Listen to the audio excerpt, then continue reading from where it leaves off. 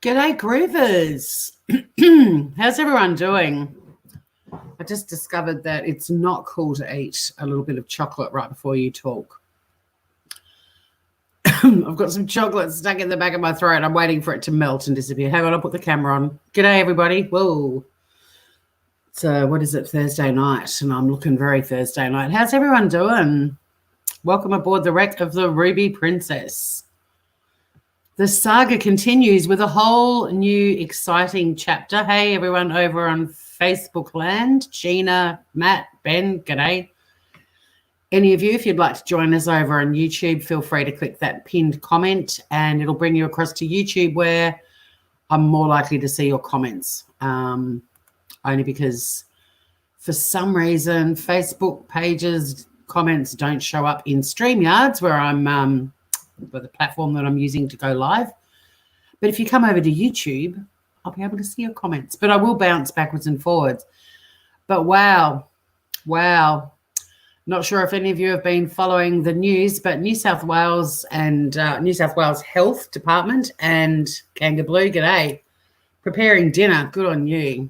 I just shoved some soup and chocolate into, not together, had soup, and then when you find some little choc bits that you use when you make cookies. I found a few in the bottom of a bag. I was like, I'm eating those. But yeah, I'm not sure if anyone's up to speed on what's happened this week, but holy shit, New South Wales Health. You'd think with what's going on with the Ruby Princess inquiry, and we'll be chatting about that tonight too, you think they'd be making more of an effort, wouldn't you? But another potential fuck up. We'll probably look into that first. One of our airlines flew from Melbourne, where we've got a pretty full-on growing cluster of COVID-19 cases. A flight landed in Sydney and they didn't do the required testing as per their protocol and let the passengers off the plane and out into the wild. Some of them were able to be tested, but nearly 50 people left the airport before being tested. Yeah, that's what we're chatting about tonight, Kanga Blue, the Jetstar debacle. We've got a statement from the CEO of Jetstar, Gareth Evans, not the former Australian politician and senator. Just by pure coincidence, the CEO of Jetstar's name is Gareth Evans. He's pretty much saying, not our problem, not our fault. Once again, Mel, g'day. So yeah, once again, we've got fingers being pointed.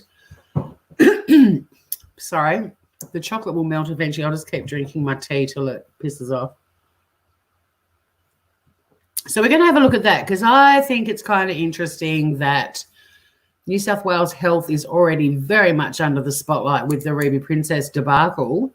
You think they'd probably be going out of their way to do everything right, but nope. No, they haven't. We've also got an article that we're going to look at, which is pretty interesting. It's the guy who repatriated crew members and passengers off 3 cruise ships, including the Ruby Princess, commenting on this Jetstar debacle, and he's got quite a few interesting things to say. We've also now got a union who's been incredibly vocal about the inquiry because they're not interviewing crew members and calling it all a smoke screen and a bit of a schmozzle. So we've now got a union involved who's getting pretty vocal. And we'll chat a bit about the crew members and why they're not being, required, they're not being called to give evidence and how they were treated, how they were sort of, pushed out of the country pretty quickly. I think it's unfortunate because I think it would have been really good for the crew members to be given a voice in the inquiry, but we'll have a look at that. And then I've also got a really bizarre story to end with tonight, a case involving a cruise ship murder. Something happened this week on that. So a lot to cover. Everybody grab yourself a drink, grab yourself a bag of popcorn, a cup of tea, something stiff, whatever you want, as we look into what's been going on. But yeah, big week. The wreck of the Ruby Princess. Lots of things to talk about. Just jumping over to Facebook. G'day, everyone watching over there. Hey, Matt. Good to see you, mate. Hi, Sophie, Haley, Beck, Ian. Good to see all of you groovers. Like I said, there's a pinned comment on Facebook for my YouTube link if you want to come over and hang out with us on YouTube. I will try to jump over and say good day to everyone on Facebook from time to time, but it's really good to have you here as well. If you're happy just watching it where you are, that's fine as well. Now, why isn't that streaming live, though, on Facebook? I've got a frozen screen, perhaps. Oh, yep, there we go. It's still on Facebook for my YouTube link. Just mute that, and we're running over there. Okay, that's good. That wasn't a flattering screenshot of my face. I was thinking, my God, if you can hear me and that's what you're looking at the whole time, not great. Let me have a look. Yes, the whole plane full of Melbourne peeps led off and into the wild in Sydney. Yes, that's what we're going to kick off with. They're still landing flights twice daily direct from Melbourne to Newcastle. Is that Jetstar, Kanga Blue, or I saw one of the first planes I've seen in weeks today. It was weird. I mean, I know that planes have been coming in and out of Tassie, not many, but considering they kind of do a loop around my place, it was like, oh, there's a plane. That sound of planes flying over that I love, because when I'm on the beach, you guys who come for walks with me on the beach, you know that when I see planes, I wave at them. I'm either waving goodbye to them or waving, hello, welcome to Tasmania, like a, mad banshee on the beach. So let's get this story up for those of you who aren't aware of what's gone on, but where I'm really keen to have a discussion. And as always, if anyone does want to join me up on panel, you're welcome to. I can pop a link in the chat, which comes up in YouTube. So again, Facebook people, if you feel like you want to join in the discussion. Reggie, g'day, good to see you. If you come over to YouTube, if you've got a Gmail account, you're instantly in and you can start chatting away. So come over if you want to get involved. You don't have to cam up. I'm happy to just, check you backstage and make sure you're not naked and about to show everyone your peen. And you can come up and have a chat about it as well. So what I might do is get this first story up about Jetstar. And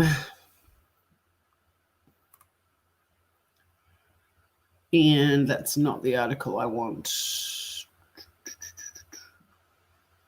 Here we go.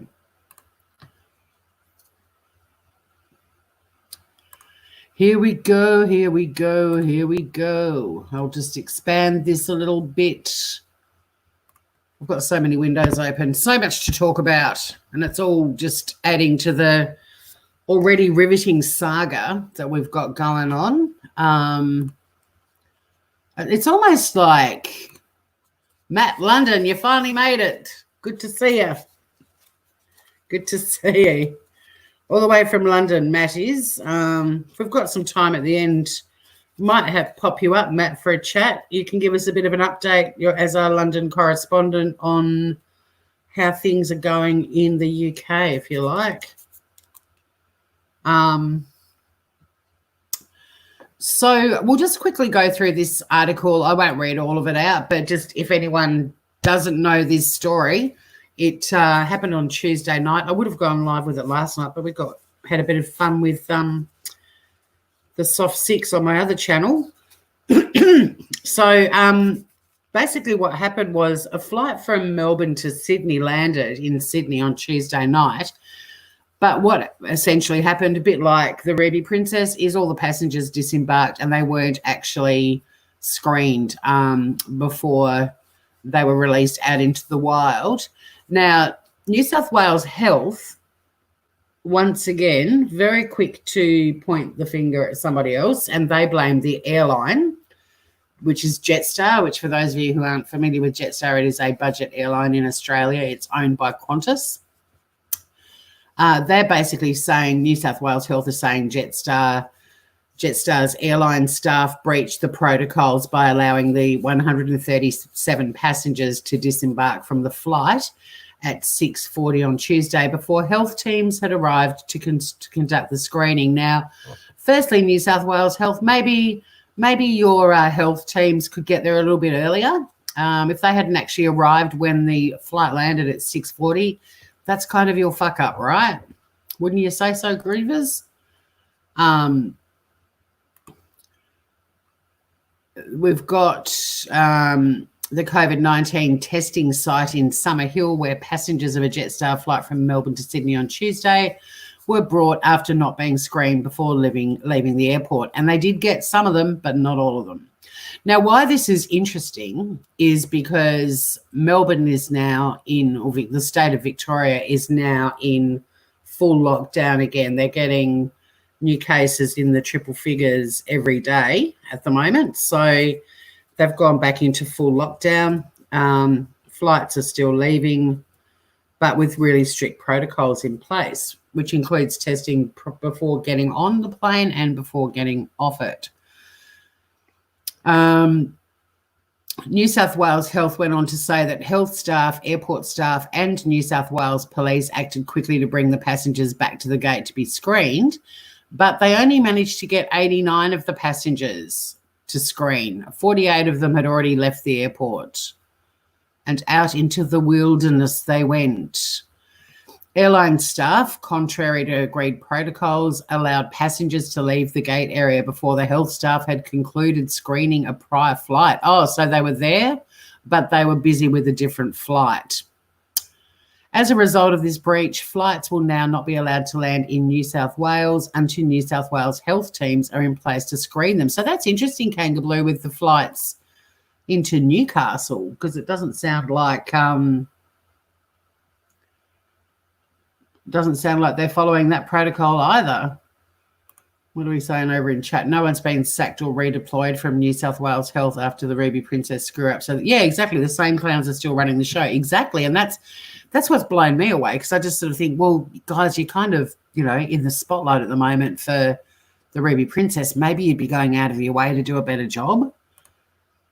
None of them look to be distancing in queues either. Is that a thing down there? The vision I saw looked like a debacle. Exactly. And do you know what? I was listening to the ABC coroner. I have to say coroner when I ask my little Google Assist to play it, but the Coronacast podcast, they're surveying people around Australia at the moment, and they did like a report card on social distancing, and pretty much all of Australia's doing quite a bad job at it. Which doesn't surprise me, because I've been witnessing it even where I am, which is at the moment COVID-19 free. Tassie's actually doing the best out of the entire country, but still not great, but doing better than anywhere else. And we don't have any active cases or community transmission. So yeah, Australia's only gone over 8,000 cases in the last few weeks. Unfortunately, the death toll has increased, but it's still in the very low hundreds as well. So there's a lot of people out there who think that it's all a big beef up, and it's not worth worrying about. In fact, some Victorians, I think, who both tested positive, took COVID-19 into the ACT. It was either them or it was the van that got stopped on the Victoria-South Australia border. They said they didn't believe that COVID-19 existed. That was their defence. Like I've said from the start, the worst thing about this bloody virus is relying on people to be just reasonable. You don't have to panic. You don't have to be hardcore, but just be reasonable. So, okay, so there was a flight prior, and there's still, but again, I mean, come on, New South Wales Health, get enough people out there to screen every flight as it lands. Because, people are a little bit over, which I think is ridiculous, but, people are over the whole self-isolation and stuff, and they're all acting like pork chops. I mean, there were heaps of people that got caught on a train to Sydney that hadn't been tested as well. When the figures started to spike again in Victoria, a lot of Victorians tried to get the fuck out of there.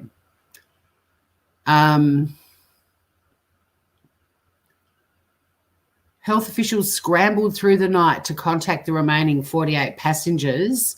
The department confirmed that screening had since been arranged for 45 passengers, while 3 had been referred to the police and 1 is refusing to be screened.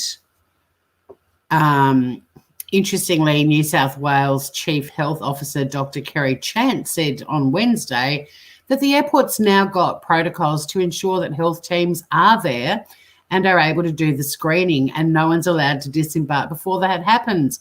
Why wasn't this happening weeks ago? Why hasn't this been just the protocol? And when you're getting flights coming from a state that unfortunately is, showing pretty dramatic increase in cases on a daily basis, wouldn't you be even more likely to be making sure that that protocol was in place? Bloody insane. Jetstar acknowledged the issue. They said they'd refined their disembarkation procedures to prevent it occurring again. We assisted by locating passengers in the terminal who had disembarked without being screened, and provided the aircraft manifest to the department to assist them in contacting passengers. But once again, not good, not good. Here we've got one of the passengers, Jacinda Fermanis. She's one that took off without being screened, woke up the next day to an email and phone calls from New South Wales Health saying she should have been screened at the airport, and off you go to the drive-through. But think of how many people these guys have all come in contact with. This is exactly the same as the Ruby Princess. You know, they might have jumped into an Uber, a friend and family member might have picked them up, they might have stopped at the supermarket on the way home. We are really sorry, but unfortunately airline staff, look at this. This is the email from New South Wales Health. We are really sorry, but unfortunately airline staff mistakenly allowed passengers to leave the gate before they'd been screened by health staff. That's nice. That just throw Jetstar under the bus.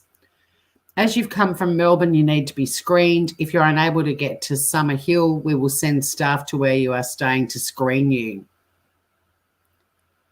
But if you did get to the Summer Hill site, unless you were symptomatic, you weren't going to be tested.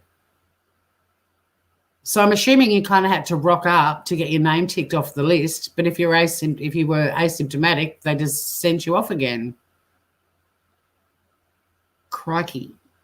They had to fill out cards on the flight, according to this passenger, with all of their contact details, but there was no one to collect the cards on the other side.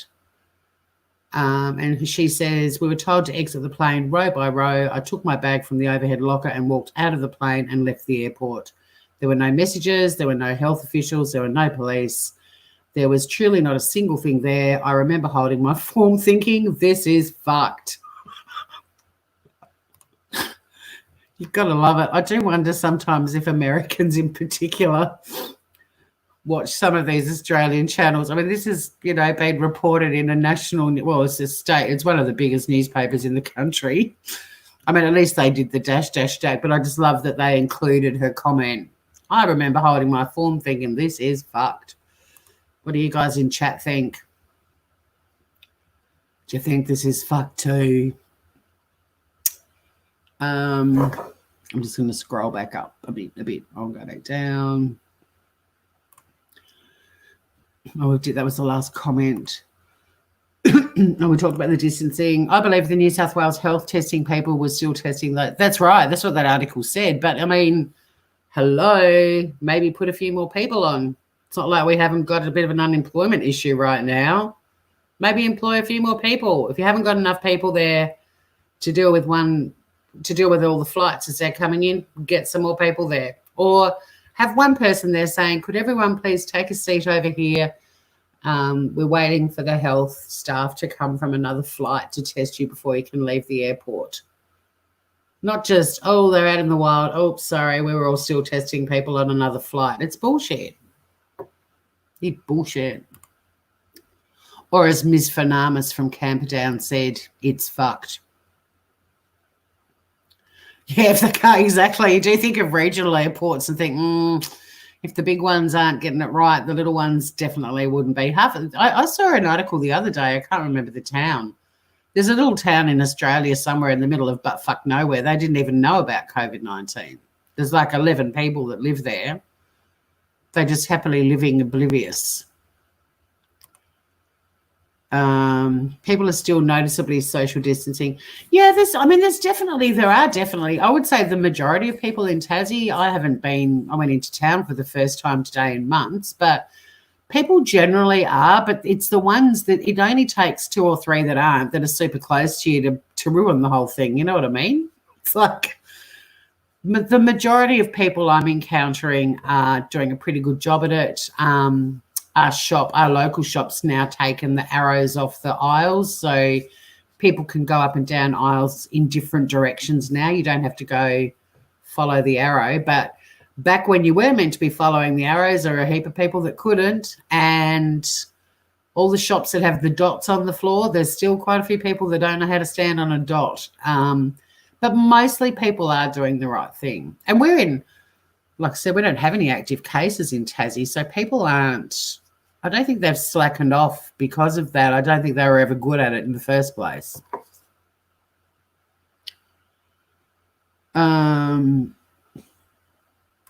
Yeah, the border jumper yesterday doesn't believe in the virus, says Kangaroo. It was wearing a mask to court today. I wonder if that was compulsory. Hey, Anne-Marie. Hi, Cherie. Good to see you, Groovers. Matt is masking up and heading up to the grocery store. Take care, Matt. Good to hear you got your mask. Hey, Lady Pegasus, you didn't get the notification. Bummerini. I don't know what YouTube's up to at the moment.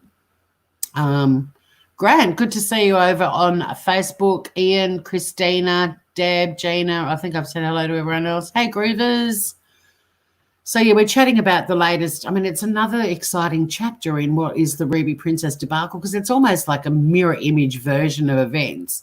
But what I just don't understand is when New South Wales is under not just the national spotlight, but also the international spotlight, New South Wales Health constantly getting a bad report card in the Special Commission of Inquiry about the Ruby Princess.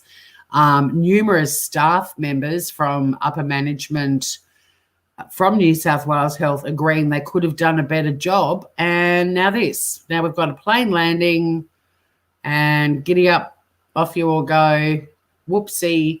And I just think it's absolutely ridiculous that this has happened again. You'd be thinking when they're looking like pretty liable for a lot of the stuff up with the Ruby Princess so far, you'd be thinking you'd be on your best behaviour. I mean, think about it. When we were kids, we got into trouble with teachers or our parents, you'd be on your best behaviour for a while, you know, so that you weren't kind of in the spotlight and getting told off all the time. It's human nature. Deb, I dealt with a situation with people who fly in from New South Wales this week and now out for dinner every night. Tried to raise it as an issue and out, but fucked between the helpline and Tas police. Well, see, that's shit too. I mean, why aren't people quarantining for 14 days when they arrive here? That hasn't stopped yet, has it? Anne-Marie, good to see you. I'm trying not to go out if I don't have to. I'm in Albury and you're back in lockdown again. Yeah, Albury-Wodonga was really interesting with the lockdown because it's a town with another town, Wodonga, and basically divided by a river that is the border between New South Wales and Victoria. That was quite interesting how to sort of manage that. Be cool for you to fill us in, Anne-Marie. So you're in Albury, so you're the Victorian side, presumably. I can't remember. I've been to Albury-Wodonga, but 20, 30 years ago. But is Wodonga I always thought Wodonga was the Victorian side and Albury was the New South Wales side, or is the whole town locked down, or the two towns? Imagine if there's there is a large-scale outbreak happening in Victoria as we speak. They've been getting triple figures of new cases every day, and the whole state's gone back into full lockdown. So there is an outbreak happening. Albury is the New South Wales part, right? Hi, Francesca. Good to see you. The award for royal stuff-ups in Australia still goes to the Vic. Well, yes, that is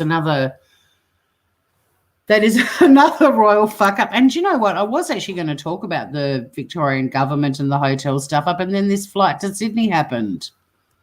And New South Wales is back in the spotlight. But I'll make a little note. Maybe we will do the quarantine hotel saga, because that's juicy too. That story has got a lot of juice. Everyone flying in is supposed to be in 14-day isolation. If they aren't, they're breaking the law here. In New South Wales, yeah, but Deb's in Tassie as well. So I'm wondering, I'm pretty sure you still have to quarantine for 14 days in Tassie as well. And Cherie, who's also in Tassie, has just said there's numerous cases of people coming into Tassie and not quarantined, according to Facebook. And yeah, Francesca, hang in there, Griever. We're thinking of you. I put on Facebook today that I was blowing kisses to Melbourne, and someone on there went, thanks for blowing kisses to Melbourne, but can you not blow any back just yet? Sex juice, exactly. So, yeah, we've got another scandal to chat about too. I'll schedule another episode of the Wreck of the Ruby Princess so we can talk about the quarantine hotel saga in Victoria. But in a nutshell, with that little story, every other state of Australia got the Defence Force to essentially patrol and manage the quarantine hotels. But in Victoria, the government chose to not get the Defence Force, but to get security guards, some of whom were also working as Uber drivers. And it's a tale of sex and scandal, with some of the security guards shagging people that are meant to be in quarantine and all kinds of stuff. It's a ripper. But let's continue on with can you explain why people refuse to be? Well, because people suck. Francesca, that's all I can come up with. This whole thing around the world, every country on the planet has relied on people just being reasonable and doing the right thing. But like I said from almost the start of it, when it happened, I said, this is going to bring out the best in people and the worst in people. And as it went along, I realized there's really, in this kind of global crisis, there's really only two kinds of people, two groups of people. There's the I wants, and they're the people that have been going, I want to go to my shack for the weekend. I want to go to New South Wales to see so-and-so. I want to do this. I want to do that. And then you've got the we needs who've gone, look, right now I'll just be a global citizen. This is what the planet needs. And the we needs are quite happy to just be reasonable, do a bit of social distancing, bit of self-isolating, keep an eye on what the government's up to and what restrictions are in place. You know, the we wants are like the global citizens that just went, right now what I want doesn't matter. This is not we wants, we needs. This is what we need. But unfortunately, you've got the I wants, and they're the ones that are not getting tested.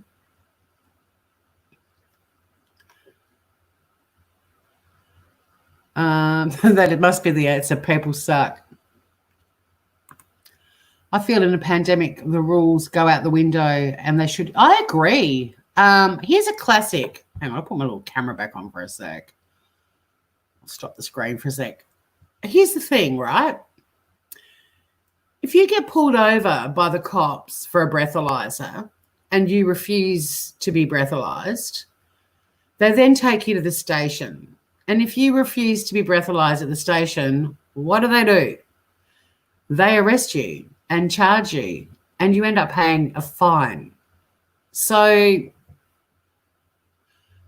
in the case of like a global pandemic where every state of Australia is still in a state of emergency, even Tassie is still in a state of emergency, even though we haven't had active cases for 60 plus days now.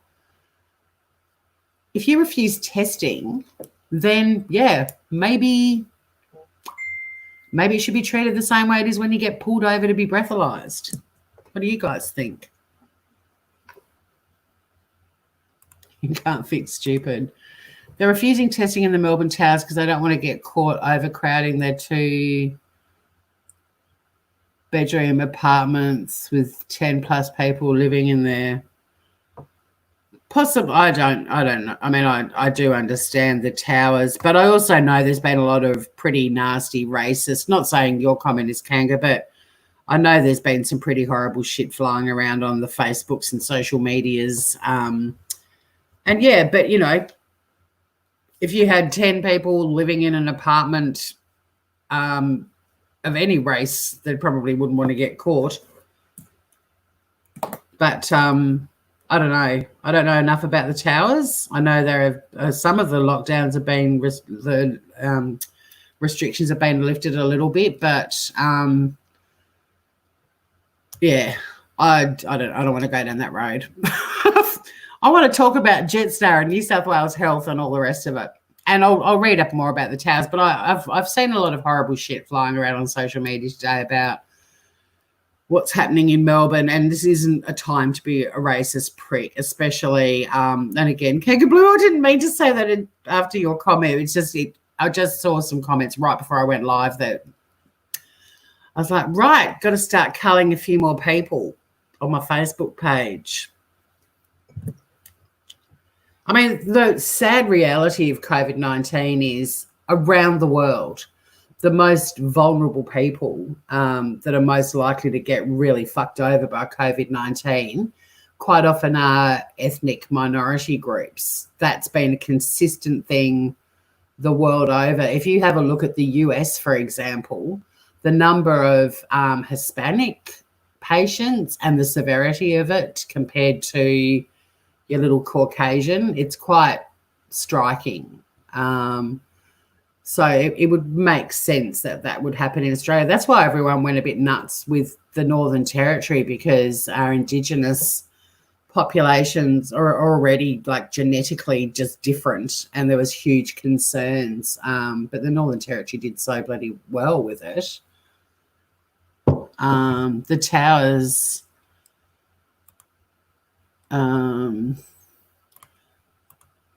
other residents. Yeah, and look, you could be right, Kanga. I just don't know enough about it to comment. I used to work in property management, and I've lived in Asia. I've kind of experienced a lot of people living in houses.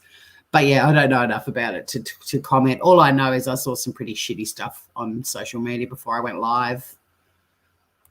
But, yeah, the return travellers refusing to be tested again, like, I don't know why they couldn't have rushed legislation through for stuff like this, because it's just, I'm going to say it's cunty. I think it's cunty. If you've been overseas and you finally make it home, some people refuse to be tested that were actually brought back by the government because they were in pretty tricky places to fly out of. And they were refusing testing. And it's like, really? You've just basically been rescued by the Australian government. Don't you reckon you could just have a little nose swab as a gesture of gratitude? Like, seriously. Again, though, it boils down to people, doesn't it? I agree. The towers thing is a nightmare. We'll chat about that too. I'll make a note. But, yeah, I might tie that in with the hotel stuff.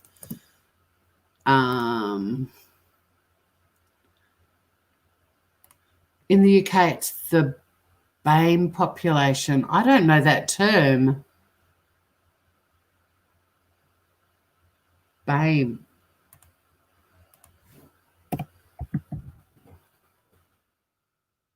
Black, Asian, minority, ethnic. Correct. Yeah. And it's the same everywhere. In fact, here's a little article from the UK. Why are more people from BAME, or I don't know if you pronounce it BAME or if it's BAME backgrounds, dying from coronavirus? Punch it into the Google machine. it has a disproportionate impact on BAME groups. And they've been tracking coronavirus cases by ethnicity for a long time, like from the get-go.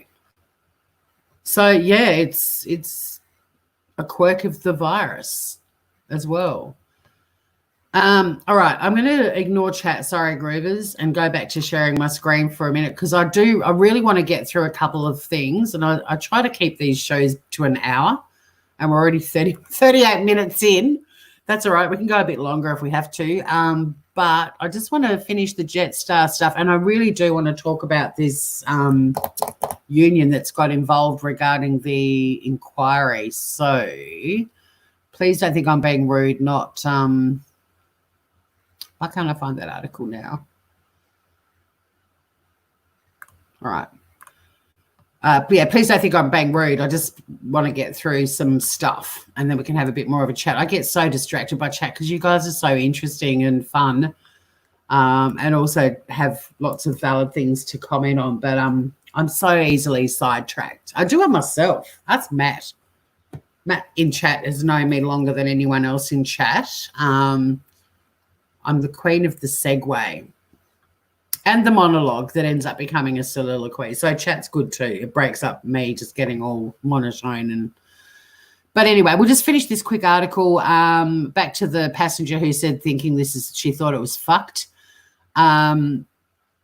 She hadn't been to any of the COVID-19 hotspots while she was in Melbourne. And she was temperature tested at Melbourne Airport. She was asked if she was a New South Wales resident and told about the 14-day self-isolation period she'd need to take when she got back to Sydney. And she was also given a health kit with a face mask, a hand sanitizer, and she received that little form to fill out before boarding.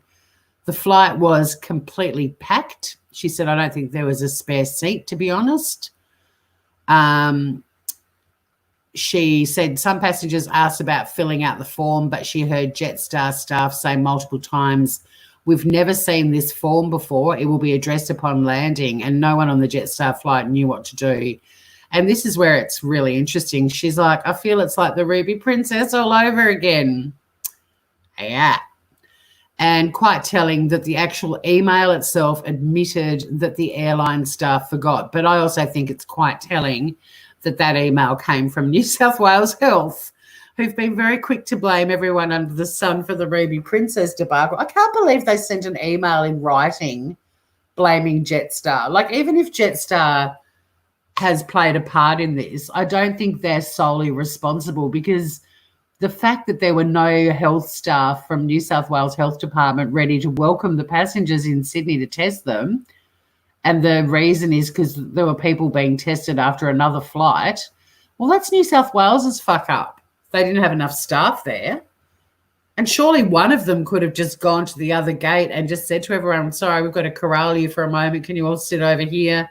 You all need to be tested when you get released out into the wild. I mean, we've all had to adapt everything we do because of COVID-19. I think most people would kind of be almost expecting they might have to be tested and kept in an area before they get let out into the wild. I mean, I certainly wouldn't complain. It's most bizarre. And then Ms. Fermanis had someone that actually went to her house to screen her. So under new public health orders, which came into force on Wednesday this week, people who've been in Victoria must self-isolate for 14 days immediately after entering New South Wales. And that's what blows me away, because as far as I knew, everywhere in Australia pretty much, you still had to do the 14 days quarantine. So why are there now these new public health orders? Is there anyone in chat who can explain that?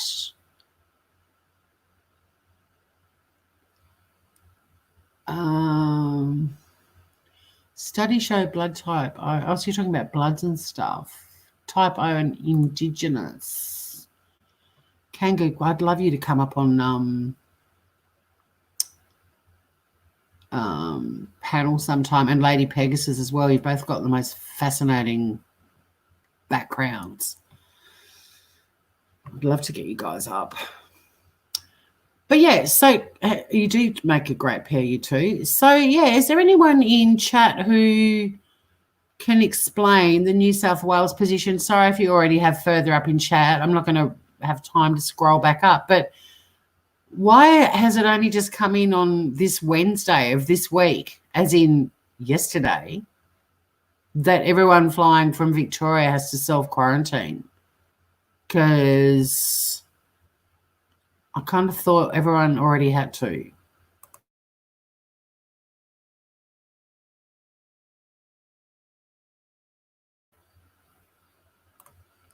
What's the go over on Facebook? Hey, Cheryl, Chris, Caroline, Ange on Facebook. Hey, gorgeous. Yeah, wouldn't you want to know if you had it? Hell yeah. Hey, Katrina. Hey, I've just started the MOOC course thanks to your recommendation, and I'm really enjoying it. Hi to everyone else over on Facebook. Feel free if you want to click that YouTube link. That'll bring you over to the YouTube channel. I do try to jump backwards and forwards with Facebook as well. I believe when New South Wales and Vic... right. Okay. Yep. Right. Opening the borders. Francesca, I know nothing. Right. Yeah, of course. I forgot. I did forget. Hasn't Gladys gone a bit quiet about, how Gladys Berejiklian and the New South Wales Premier was screaming at all of the states to open their borders? Anyone else find it interesting how quiet she's gone on that issue? She was screeching like a banshee. Oh, the states, you should open up your borders. Stop carrying on. And then you had the Western Australian Premier going, yeah, right, going to listen to the lady who let everyone off the Ruby Princess. And now with everything that's going on, Gladys is suddenly very quiet about the whole border opening issue. Interesting. I'll tell you something else too. The one thing that I've noticed in the last week or two, well, maybe 3 or 4 weeks, when this all started happening, as much as I think ScoMo's a bit of a happy clappy tweet, I thought he was doing an okay-ish job. But my God, he's been a knob jockey in the last couple of weeks, especially this week. We're all, I see that he's trying to, he doesn't want the whole country sort of going boo hiss at Victoria, which is fair enough, but there's just something really arrogant and cocky about him now that I can't listen to him. He makes me angry. Has anyone else felt similarly? Now, I'm going to jump to Jetstar's response to all of this stuff. Because, of course, Jetstar's got something to say, and rightly so. Shared screen. I'll just close out of articles because I've got so many windows open to share. Let's see Jetstar's response. I will just fly through this fairly quickly, and you guys can all, if you're really, really into it, you can all Google machine stuff later to get the full article. But the response from Gareth Evans, the CEO of Jetstar, and not the former Australian politician and senator, he's basically said that the airline's bungling of health procedures that saw passengers from Victoria leave Sydney Airport without being tested isn't a rerun of the Ruby Princess fiasco, because all passengers were screened before they departed Melbourne. It's acknowledged again in this article this was today, that New South Wales Health blamed Jetstar for letting everyone off the flight. And again reiterates that, the health teams hadn't arrived at the gate to conduct screening. But you'll just see that little caption under the photo of the Jetstar planes. Jetstar says both it and New South Wales Health dropped the ball. Good on you, Gareth. Good on you, Gareth. Hey, can I grab the Facebook Addy. Huh? I don't know what you're talking about, Francesca. I'll chat a bit later about that. I'll keep going through this little article. But, yeah, so good on there's Gladys looking a little bit look at her. She's urging caution now. 3 weeks ago she was saying open up all the borders, let's partay. But, yeah, so Jetstar has actually said that they and New South Wales Health both dropped the ball. And he said, blatantly that health authorities shared some of the blame. New South Wales Health should have been there. They weren't. We should have held the plane. We didn't. So good on him. And then you've got New South Wales Labor acting opposition leader Yasmin Catley comparing it to the Ruby Princess fiasco. But Mr. Evans said it was a completely different set of circumstances to the Ruby Princess because all passengers had undergone a temperature check, completed a health questionnaire and an identity check before boarding the plane in Melbourne. Well, you kind of have to do an identity check just to book a flight. And as far as that health questionnaire, like that other passenger said, they had no one to give it to when they landed. And then it just goes on. But, yeah. And then the Transport Workers Union, which represents some Jetstar cabin crew and ground staff, said the mishap showed airlines can't manage the health risks of the pandemic themselves and called on the federal government to put a set of national rules in place. So, yeah, the federal government's getting blamed as well. It is like the Ruby Princess. I mean, okay, people got a few testy type things happening before they took off from Victoria. But as far as that goes, that's where the dissimilarity with the Ruby Princess ends. Everything else is very familiar. Oh, the Facebook. Oh, thank you. Thank you for posting the Smooth Criminal link, Lady Pegasus. Surely Jetstar's an airline, not a border force. Not without blame, but not in charge of borders. No, they're not. But I don't think Border Force has much to do with I think Border Force is just our external borders of Australia, like the coastal borders. I don't think they have anything to do with state to state. They certainly haven't been blamed yet for anything. I think they're more the coastal borders. But then who's manning the borders? Like who stopped the people trying to get into South Australia? The cops, I think, from memory. I don't think it was Border Force. Could be wrong. I don't know a lot about Border Force, except I do know that they've been very vocal in the Ruby Princess debacle, saying they weren't empowered to do much at all. And then every other party involved in the Ruby Princess debacle turned around and said, yeah, you are.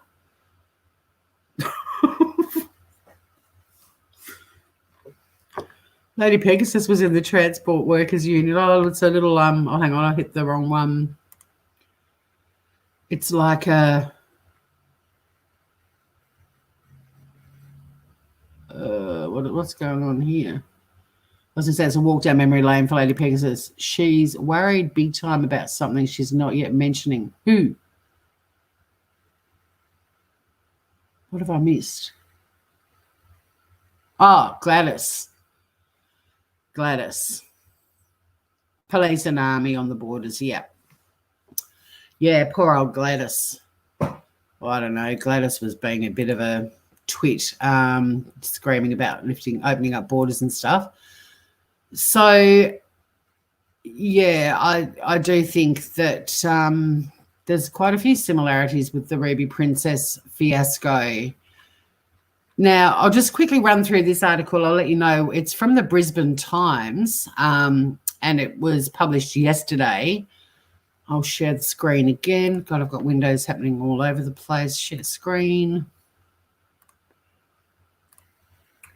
Right, so this is a doctor who helped get crew off the Ruby Princess, but he also helped get crew and passengers off the Diamond Princess as well in Tokyo, and then the Grand Princess in San Francisco Bay. So he's pretty experienced in terms of getting people off ships that have got COVID-19 on board. He's a doctor, and he has said the genie is out of the bottle in Australia. This is Dr. John Parker. And yeah, like I said, he was involved in repatriating the crew from the Ruby Princess, but also helped crews and passengers get off the Diamond Princess and the Grand Princess. And these are all Carnival cruise ships. There he is. There's Dr. John Parker. He said it's highly probable that New South Wales and Queensland will see new COVID-19 cases. It will undoubtedly go further. He said yesterday, what you have to remember is the figures we're seeing today reflect activity 5 to 7 days ago. So the genie's out of the bottle. And then it also references what happened in the ACT, which are the 3 people that got into the ACT. They're the first cases in over a month, and they're all linked to the outbreak in Melbourne. So the ACT can no longer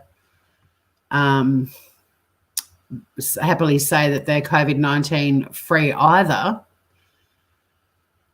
Back on June the 14th, Dr. Parker warned against reopening international and domestic borders too quickly, saying a second and third wave of COVID-19 cases were inevitable as coughing and sneezing increased in winter. And it's so true. I've been sneezing. I had to cough today when I was somewhere, and a few people turned around and looked at me, and I was like, no, I'm all right. It's just cold. It's just really cold. And when I go for my walks, I have a lot of sneezing fits. It's just cold. So he has a valid point. And Dr. Parker was quite vocal when Gladys kept screaming about opening the borders. And he was also vocal when ScoMo said, I'm taking all the premiers to court. It's unconstitutional for you to keep your borders closed. ScoMo's gone very quiet on that too, hasn't he? Is he still taking it to court? Is he still going to sue all of the state premiers and state governments that are refusing to open their borders? Gladys and ScoMo have both taken a massive 180 in the last week. On Wednesday, Dr. Parker said that Victoria should have closed their borders 5 days ago, which is, interesting. I think it should have as well. They had 134 new cases yesterday. I think they had 167 today. 777 in the past 7 days. Look at that number, 7. Any numerologists in chat? What does 7 represent? 777 in the past 7 days. Here we've got all the cops in Albury. Have you seen the bit of Albury action going on? I don't know if she's still in the chat or not. I don't know if Anne-Marie's still with us or not, but I wonder if she's seen all these cops on the border. Look at them. It's like the bloody booze bus on New Year's Eve. Australians had relaxed too quickly. We're taking hand sanitizing less seriously, and we're ignoring social distancing. Dr. Parker is really talking more truth than anyone. Meanwhile, we've got Queensland Police investigating several Brisbane nightclubs, allowing people to dance together. Dr. Parker lives in Ballina. Oh, Ballina is a gorgeous part of the world. And he personally saw plane loads of Melbourne residents arriving in Byron Bay last weekend before the border closure on Tuesday. One wonders now if the virus has already broken the border. And isn't that interesting too? There were so many Victorians trying to get the fuck out of Victoria. Trains rocking up in Sydney, people in cars trying to get into South Australia, flights. There was mentioned, Kanga Blue was talking before about flights into Newcastle. What's wrong? I feel bad in a way, because I said to some friends a few weeks ago that because Australia just didn't get hit as hard as other parts of the world, it's much easier to sort of be a bit blasé when it's not really impacting you. But as soon as you've got family members that are getting sick and dying, and people that you know that are getting sick and dying, and the figures are graphic, you're going to be paying or taking it a lot more seriously. I mean, what's happening in Victoria is horrible, don't get me wrong, but I think in a way it's showing how contagious this prick of a thing is. And if it makes people suddenly go, okay, all right, we've been lucky so far, but we've got to take this seriously, it can only be a good thing. We just hope, to touch wood, that everyone that catches it recovers. And then there's more to that article, but like I said, you guys can check that out yourselves if you're into more info and detail later on. Right, let's see what's going on in the chitty chats. Nearly hitting the hour mark. Poor old Gladys. Gladys certainly doesn't look confident when she's being interviewed by the journalists, which is the ground would open up and swallow her. And with the inquiry, I mean, if the inquiry finds the New South Wales state government to be the major player in the fuck-up that is the wreck of the Ruby Princess, then I think there's been some calls for some resignations. I think Daniel Andrews might be wishing the ground would swallow him up right now too in Victoria. No, it's not the number of the beast, but I wonder if 777's got some significance. Let's have a look.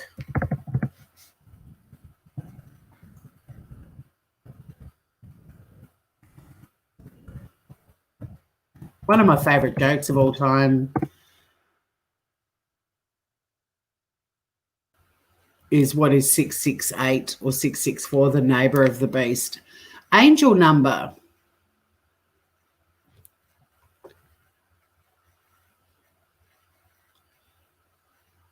The 777 is an angel number. It's a message from angels. It's a very spiritual number. And tripled means its power is magnified as well. If you keep saying 777, it's an indication you're ready to grow spiritually. So interestingly, 7 is the number for wisdom. 777 is a perfect number. It represents the perfect trinity of God, the Holy Spirit, God the Son, and God the Father. Isn't that 333 or 111?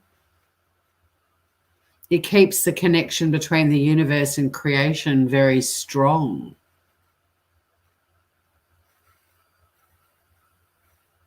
It's all to do with angels and wisdom.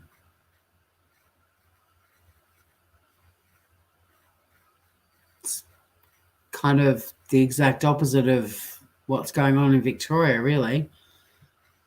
Anyway, we learn something new every day. ScoMo has his hands full with China issues at the moment. China issued more warnings of making Australians suffer if we help out people in Hong Kong. Yeah, and a mate of mine is on his way to Hong Kong as we speak. As we speak. He may not be able to leave once he's there. And he had to go. It's essential travel. He's a resident of Hong Kong who got stuck here, and then his lease was up and he had to go and get his gear. So he reckons he's possibly going to be safer if he's over there, but I don't know.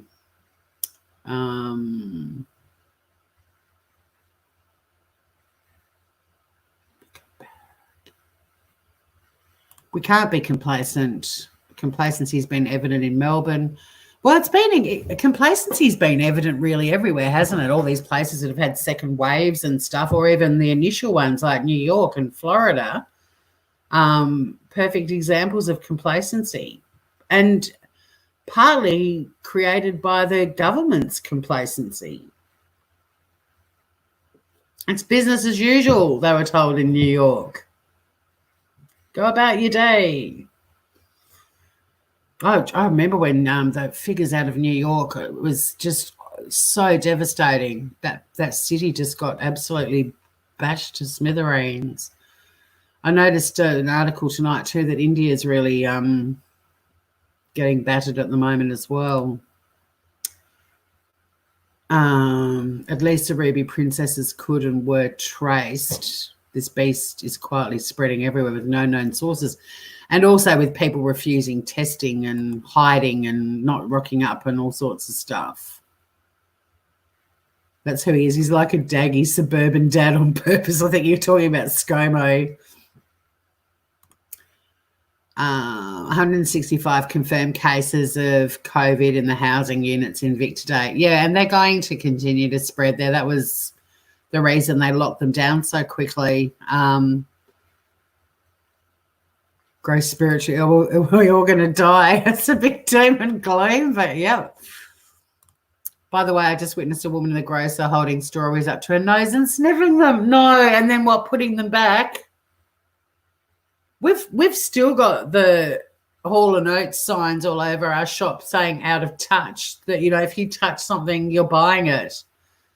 And I still see people picking things up and looking at them and putting it back on the shelves. And it's like, the threat here isn't too dangerous at the moment, but it's really bad. Like, people just don't, there's just some people it hasn't resonated with them at all. And those awful racist memes that were going around on Facebook going, next time you do your shopping, have a look on the label, and if it's made in China, put it back on the shelf. Don't buy things from China. It's like, you're going against the advice that you don't touch anything unless you're going to buy it. So yay for you. Not only are you a racist prick, but you're also encouraging people to put shit back on the shelves that they've touched. Awesome. And this is the problem. This is the stupidity of humans. And again, you don't have to be alarmist. You don't have to be fearmongery. You can just be reasonable and take care of your health and not try to catch something that you're going to either get really sick from or someone that you care about will. Like, it blows my mind. Blows my mind.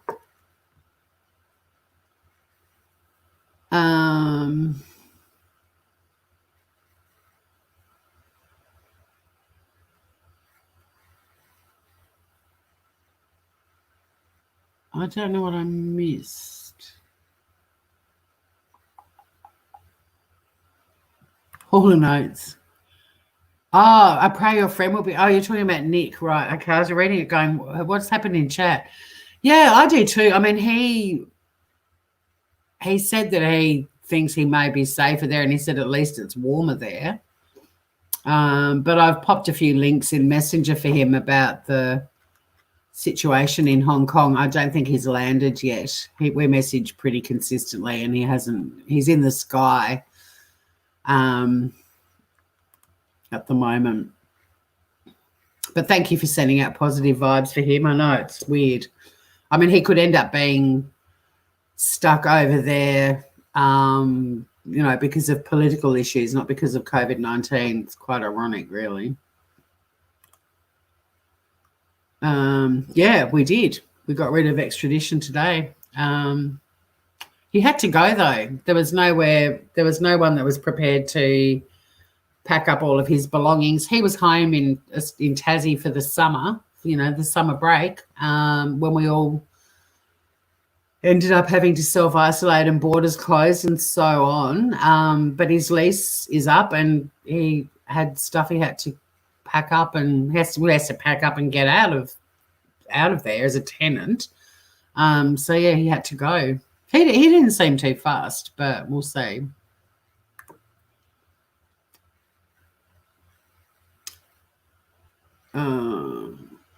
He's not a Hong Kong resident. He's Australian. He's an Australian who lives in Hong Kong.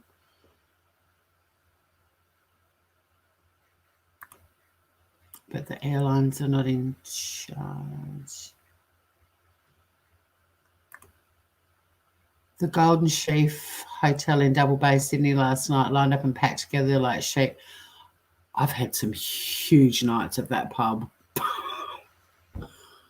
Oh my God, I've had some massive nights. I've had some of the best nights of my life at that pub. The Golden Sheaf. That's always been packed. Even back in the 80s.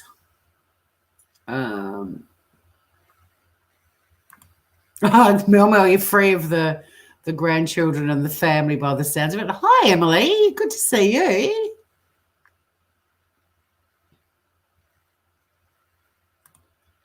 Any business can put rules and guidelines in place. I don't need the government to do it. Jetstar can have their own.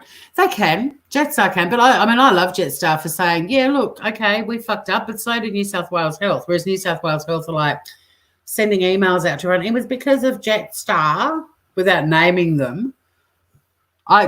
Gareth Evans, again, not the former Australian senator, but the CEO of Jetstar.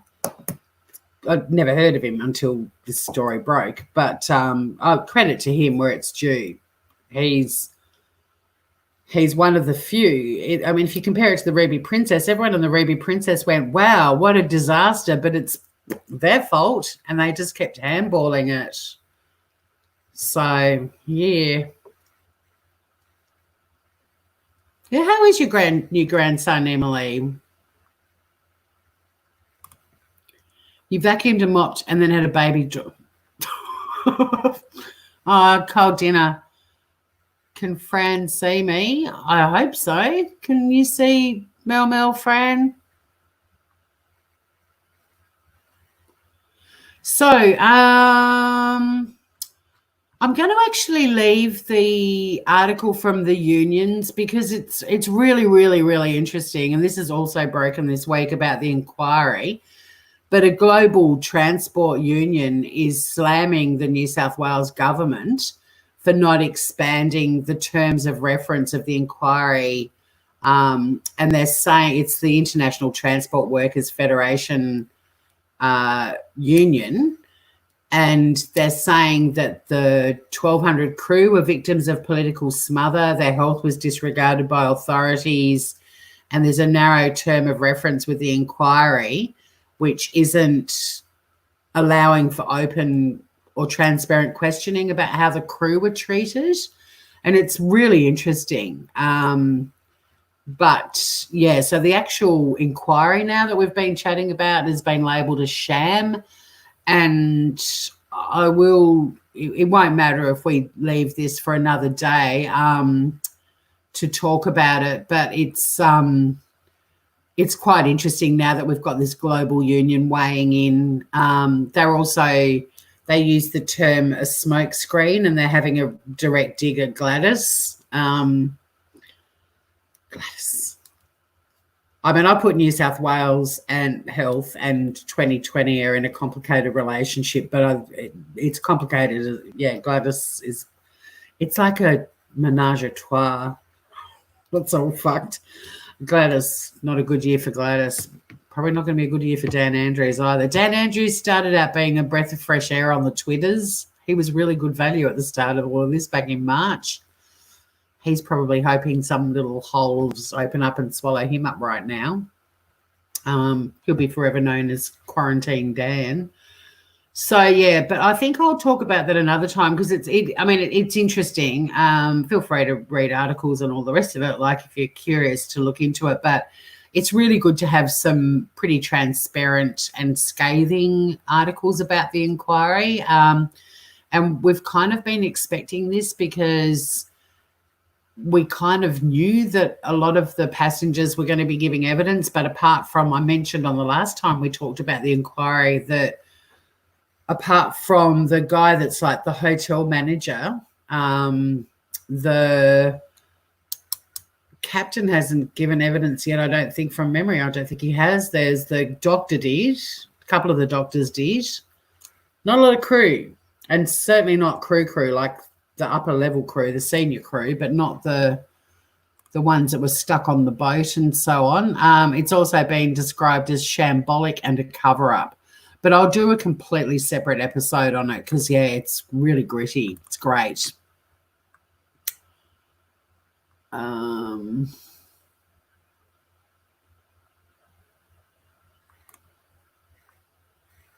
Hope they sue the pants off them. Yeah, deplorable. And they were so gracious when they finally left Australia. You know, they were holding up all the signs saying "Thank you, Australia" in the bus windows as they were being taken to the airport. The ones that actually left on the ship put big banners over saying "Thank you, Australia." And yet these are primarily the crew are late teens, early 20s, and they were stuck at Port Kembla for, weeks and weeks and weeks. It was just awful. So many of them were sick. You know, the really sick ones got taken to the hospital in Wollongong, but so many of them were just on that boat, you know, a long way from home.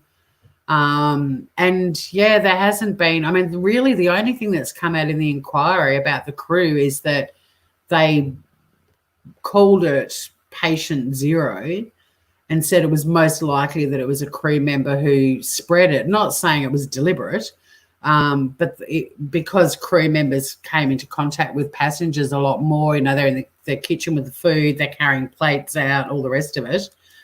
The crew really hasn't been acknowledged much at all, and they certainly haven't been called to give evidence, which is pretty bad because you think the directives they were given would be critical. I mean, the passengers have been able to talk about the lack of direction they were given, but the crew. So, yeah. So I'll set up another episode for us to chat about that in more detail because it's really interesting. And I'm kind of hoping the guy that I might actually see if I can contact him, the guy that used to come in to chat a bit and talk about the crew. It'd be really good to have a chat with him about it. So, you know, it'd be nice for him to know that there are people that are now getting incredibly vocal about it because he was very passionate about the crew and very passionate about me not accusing the crew of or being critical, which I hadn't been at all. I couldn't really get that point through. But I might see if I can contact him and just say, look, do you want to come up on panel and chat about it? Because it's now been made very public, and to the extent that the commission, the inquiry, has actually been slammed for being, you know, a sham and a smokescreen and dodgy as fuck. Yeah, who's speaking for the crew members? I mean, even Carnival cruises don't seem to be going out of their way. And you know, and there was the story that came out about how they had a huge party on the Ruby Princess the night after all of the passengers had disembarked. And it turns out that on the last night, the Ruby Princess went back to Sydney a bit early, like a couple of days early. But on the last night of the cruise, normally they have this huge party for all the passengers. But because all the passengers had disembarked, the staff got to have the party. It wasn't like the story was reported, you know, careless crew, don't give a flying flip sort of thing. And it wasn't the case at all. It's like they had all the food, grog, whatever. And they were, I mean, maybe the company let the party go ahead so that the staff would all go, well, this is a massive fuck up, but hey, you know, we're being looked after. I don't know. But that was the only sort of publicity they got.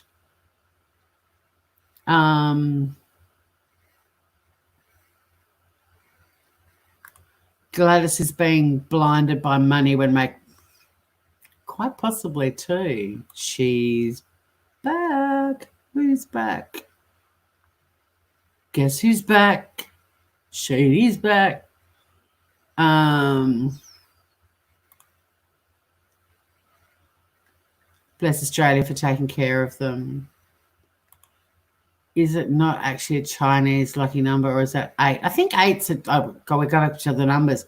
I'm sure that there'd be a Chinese significance for the number 7 as well.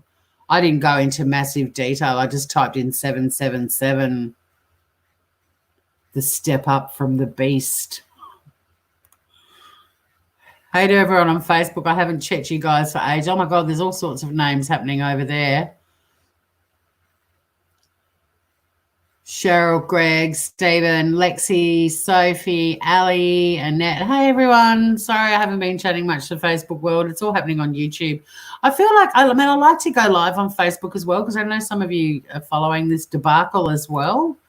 But I feel bad too because there's between sort of reading articles and chatting in YouTube land and all the rest of it. New South Wales Health and 2020 need to bust up. Yeah, ASAP. Well, it's certainly a complicated relationship.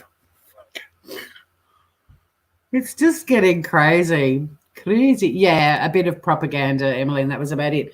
So I thought I'd end on another story. Oh, we've got people in YouTube saying hi to everyone who's watching on Facebook. The YouTube world is a happy world. I'm going to end with a little cruise ship story. And it ties in with my true crime passion. Oh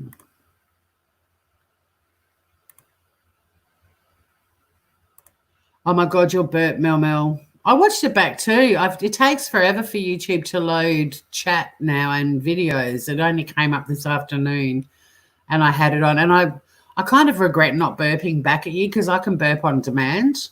I'm not going to do it right now. That's totally inappropriate. My computer keeps making this weird noise. It sounds like there's actually someone in it. It's weird. But let's just do this fun little story. Well, it's not fun. It's fucking awful. But here's another reason. Oh, Strawberry Lady was back. She held a punnet to her face and put them back in the organic. That is just disgusting. And there were probably some insanely expensive strawberries too, I would imagine. Mel, everyone heard that burp. I saw the chat. People commented in the chat for quite some time. So, yeah. All right, so everyone make yourself a little, you can burp on demand too. All right, well, next time we do the Princess Bride, next time we do the Soft Six over on my other channel, if anyone's got a wrench on this channel, can you drop the link to my other channel for anyone who's following Smooth Criminal, but not the other one, or maybe everyone is. Got some fun things happening over on Yum Tours now as well. So let me share this. Now, this story is one of the reasons why I've never, ever, ever, ever, ever wanted to go on a cruise ship. And it's just a little bit ironic.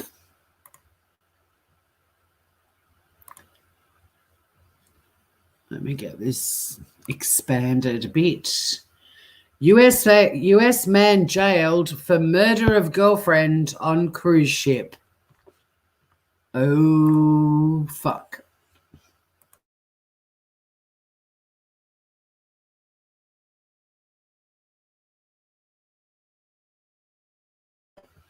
The burp heard around the world.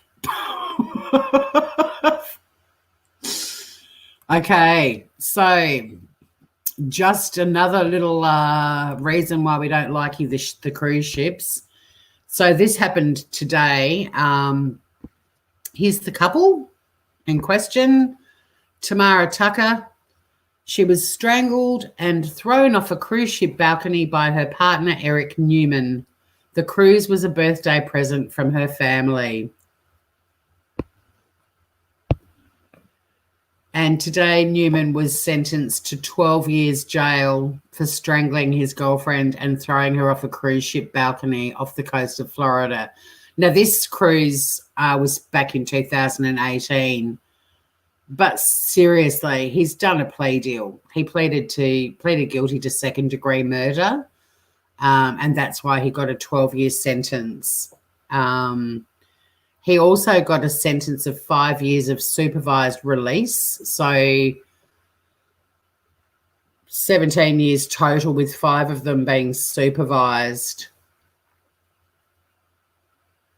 He pleaded guilty back in December to second-degree murder of the death of 50-year-old Tamara Tucker of Lawson, Missouri. Now, I lived in Kansas City, Missouri, but Eric Newman was of Kansas. So you've got Kansas and Missouri side by side, and then Kansas City is primarily in Missouri, and there's a tiny bit of Kansas City that's in Kansas.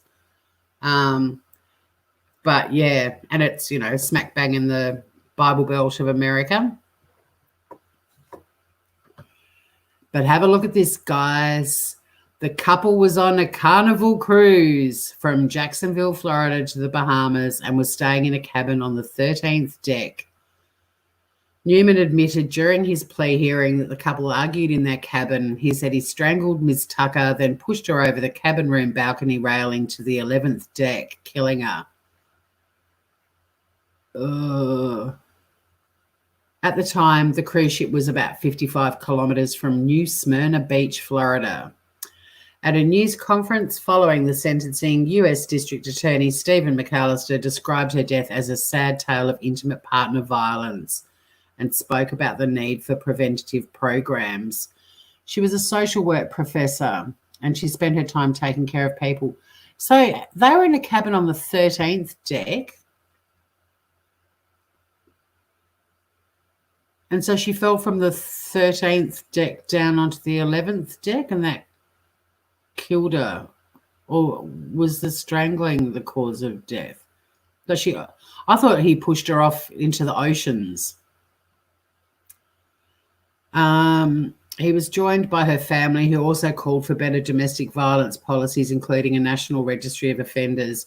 Her brother, Bo Tucker, said Newman was arrested previously for domestic battery, unknown to the family until after Ms. Tucker's death, just days after her 50th birthday, and the cruise was a present for her from her family. It's so sad.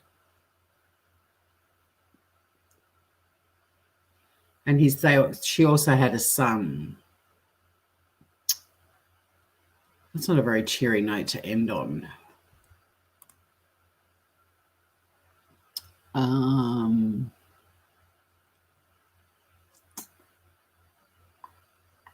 Scrolling up.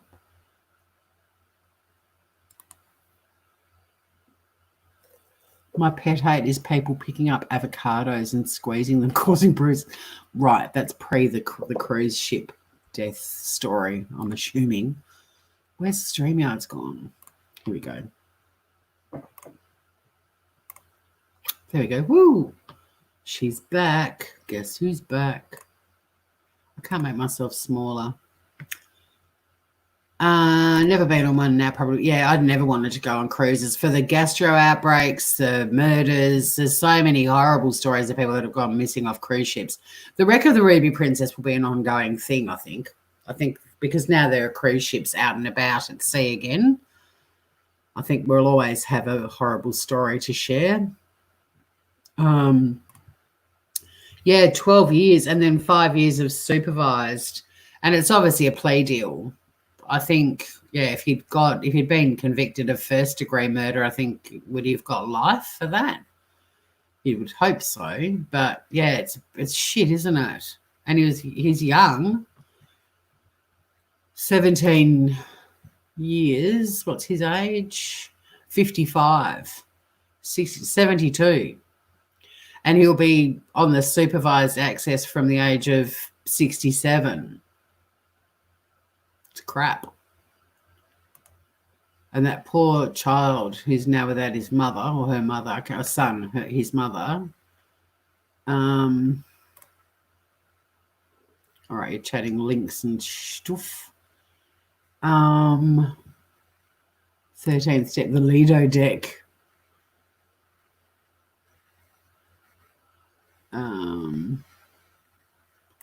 Cherie has shared her cruise ship tales in the past. I agree with you, Francesca. Dangerous and boring. It's kind of it's one or the other. It's either going to be dangerous with more excitement than you wanted and horror and terror and everything else thrown in, or you're just going to be stuck on a ship. See, it's never appealed. Just the number of people, like my idea of a holiday is go somewhere where there's very few people. But to be herded on like cattle onto a ship with 3,500 other people and be stuck on it with them. And I know they're huge. I mean, but you think like when you go to a music festival, there's 25,000 people there over a 5-day period. You just keep seeing the same half a dozen people every day in a huge crowd. And I think a cruise ship would be the same. And knowing my luck, I'd get stuck on some table with people that I had to see every night at dinner. I don't know. The whole thing I'm not a fan of the buffet. I don't like the idea of pools generally, and especially not on boats. Hi, Biscuit. Biscuit's my alarm clock for getting off YouTube. She's like, you've been talking to yourself long enough. Talk to me. Lady Pegasus went on a Voyager of the Seas to New Zealand for Christmas a few years ago, but after COVID, you won't see me on another cruise. I mean, there's a little tiny, remember we had a look at one the other day? There was a little teeny weeny one that was cruising around Alaska or somewhere. I was like, yeah, I could probably do that. I could probably do a little, I don't know, a little boat with 100 people on it, sort of through rivers and canals in Europe, maybe. But I couldn't do the big, massive carnival type things. No way.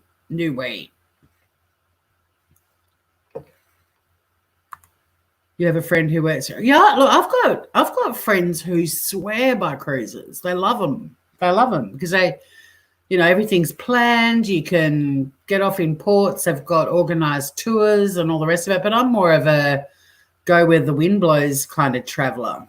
I quite like landing in a foreign place and not even knowing where I'm spending my first night. That's how I like to travel. I'm a bit of an Anthony Bourdain inspired traveller. I like to go down the little back roads and mingle with the locals and then go on adventures. Like when I went to the Maldives, I was on an island. The Maldives is primarily a cluster of islands that are owned by resorts, and you are on this island on one resort with all the other people at that resort. And although there's a lot of activities and all the rest of it, so I get to the Maldives and I ended up going back to Malé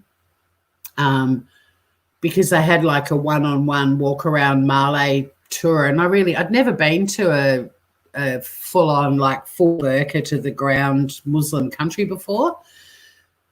And Malé was fascinating to me. And Mohammed, who took me on my tour, took me to heaps of really cool places, but we became really good buddies. And he's like, I'll come and get you on the boat tomorrow and take you to the island where I live with my wife and kids. And so I ended up hanging out with them more. So most days they would rock up at the resort where I was and come and get me and take me off on adventures. And I had an absolute ball, because, the resort was beautiful and I had a really comfortable bed. I was in this cute little cottage right near the beach. The food was fantastic and the facilities were amazing. They had a really gorgeous day spa, but I had way more fun with Mo and his family taking me and, like meeting his wife's great grandmother who was like 102 and still had her wits about her and was an absolute crack up. And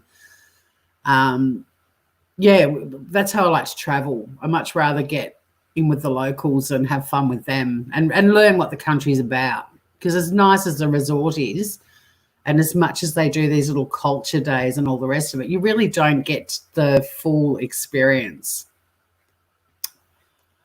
99 Mel. Oh, you have to do it. I think we're going to bed. I was like, oh, that's early for you. But you go and do your little birthday video. Emily, when my parents and I went to Ireland, we always rented cars and just went where we wanted, saw the real, exactly. And it's the little back roads, isn't it? I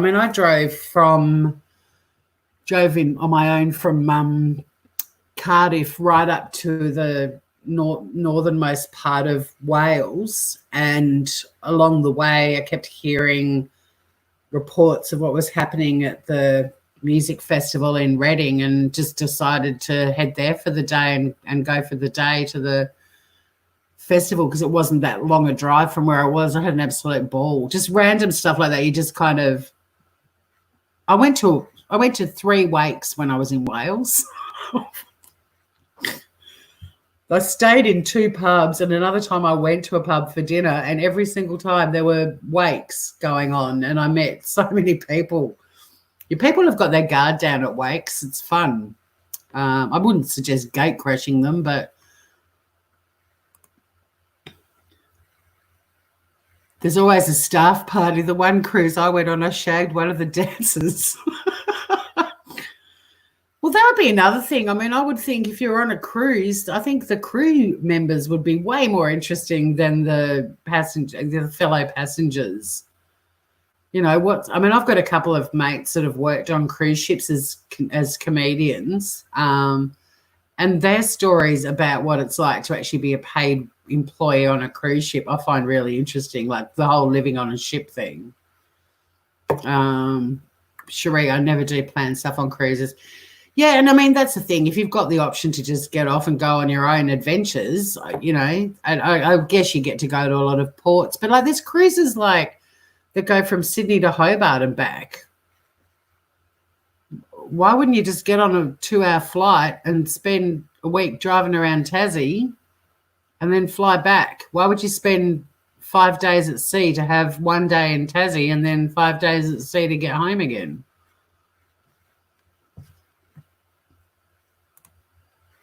You got lost, ran into open air Kayleys. Francesca's an organic traveller. Emily likes your story, Maddie. My great-grandmother came from County Cork, South Australia, around 1860 on the Third Fleet. It's interesting, Lady Pegasus. We should have a chat sometime. The Irish side of my family, my mum's side of the family was Scottish, and they were from the sort of Lockerbie area, and the clan is Graham. My dad's family were Irish, and I think they were fairly close to County Cork, but both sides of my family came out on the First Fleet. Just kind of weird and cool and weird. But if you have a look at the $20 bill, the person on the $20 bill that everyone thinks is a man is actually a woman, and I'm a descendant of hers. That's my claim to fame. I want to write a book about her. I want to call it "Who the Fuck is the Lady on the $20 Bill?" because nobody knows. Fixed. Someone's telling me it's time to get off, and it is. It's been an hour and a half. But yeah, we should have a chat sometime about that, Lady Pegasus. We've both got really interesting backgrounds. Early settlers. You thought that the strawberries were French. See, there's Kanga Blues. We had a good time on a cruise. Matt's got French. Well, don't anyone in the Notting Hill area, don't buy any strawberries from the organic market for the next couple of days, especially if they're French, because a lady sniffed them. Bloody strawberry sniff. You don't even have to put strawberries that close to your face to smell them when they're fresh. They're quite and I'm not saying bad, I love fresh strawberries, but they're quite a pungent fruit. Like, you don't have to, if you've got fresh strawberries in your fridge and you open the fridge, you can smell them. They're not a subtle fragrance. You don't have to shove them up into your nostrils.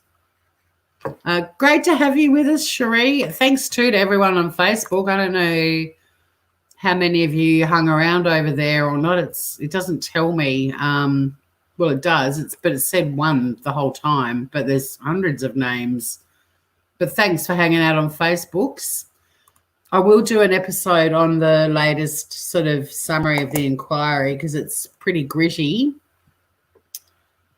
Great to see you too, Emily. It's been a while. But thanks, everyone, for hanging out. Biscuit's showing her appreciation for your company by,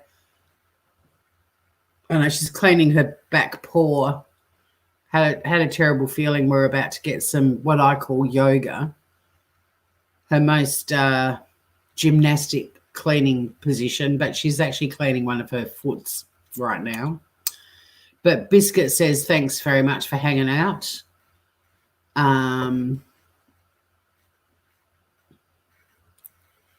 Take care, everyone. Especially lots of love to everyone in Victoria. We're all sending out positive vibes, and I guess over the next week we'll see if there really was anything to worry about with that Jetstar flight, and be quite interesting to keep watching the battle between all the parties connected with that. Pets to Biscuit. You've got convicts. Yeah, we had convicts on both sides. Dodgy. I'm dodgy. I'm from dodgy stock. Thanks, Kanga Blue, for getting everyone to like and subscribe. And, yeah, keep an eye out on Yum Tours because I'll be doing more episodes of the Soft Six really soon, which is a series where I catfished a Nigerian scammer 4 years ago. It gets pretty good. we're still in the early stages, but it fires up. Other than that, take care, everyone. Really good to see all of you groovers, and don't book a cruise anytime soon, and I probably wouldn't be booking a flight anytime soon either. See everyone. Be good. Why did I say that? Don't be good. Well, we kind of have to at the moment. Be naughty within the confines and regulations that we're all currently living under. But yeah, much love to everyone in Victoria.